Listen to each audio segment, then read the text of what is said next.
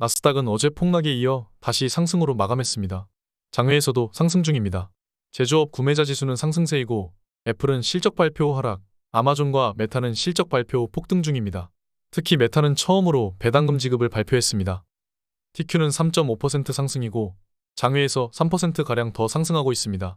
반도체 레버리지는 1% 상승으로 마감했고 장외 3% 상승 중입니다. 테슬라는 힘을 못 받고 있습니다. 1% 이하 상승입니다. 애플은 상승 마감했지만 중국 매출이 실망스럽다고 받아들여 장외에서 3% 가까이 하락 중입니다. 아마존은 무려 시간 내에서 8% 가까이 폭등 중입니다. EPS와 매출 모두 예상치를 비트하며 새로운 분야에 투자를 계속할 계획이라고 밝혔습니다. 메타의 경우 EPS, 매출, 사용자 모두 비트했습니다. 또한 배당금을 특별 지급할 계획을 밝혔습니다. 첫 배당입니다. 메타가 폭등한 이유는 자사주 매입을 밝혔기 때문입니다. 자사주 매입은 기술주를 폭등시키는 원인입니다. 나스닥이 금융위기 이후 폭등하게 된 계기는 자사주 매입입니다. 애플을 필두로 자기 기업의 주식을 매입하는 경우에 주식은 크게 상승했습니다. 막대한 잉여현금을 쌓아두는 것이 아니라 그 현금으로 자기 주식을 매입해 소각해버리니 주식의 가치는 점점 희소해지는 것이죠. 엔비디아 또한 자사주 매입 규모를 늘리면서 주가는 폭등하게 되었습니다. 미국은 회사가 잘 되면 자기 주식을 매입해 주주 가치를 보존합니다. 한국은 자사주 매입이라는 개념 자체를 모르는 경우가 많죠.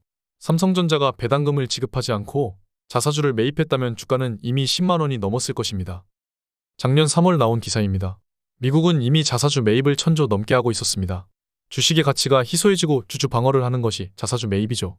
미국 성장의 동력입니다. 계속된 자사주 매입은 우리에게 좋지만 결국 버블을 낳게 될 것입니다. 그 버블을 타려고 하는 것이죠. 버블을 가장 간단하게 보는 방법을 보면 버핏 인디케이터가 있죠.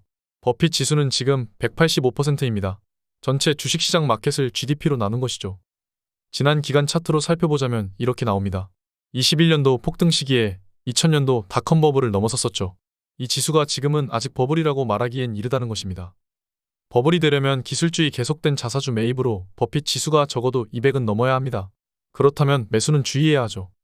실업급여 청구 건수는 전주 대비 증가했고 11주 만에 최고치를 기록했습니다. 연준이 원하는 신호입니다.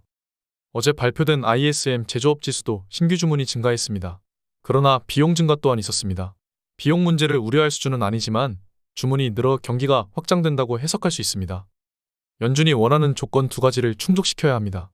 고용과 임금은 둔화되면서 물가는 안정되고 경기는 급하게 하락하지 않아야 합니다.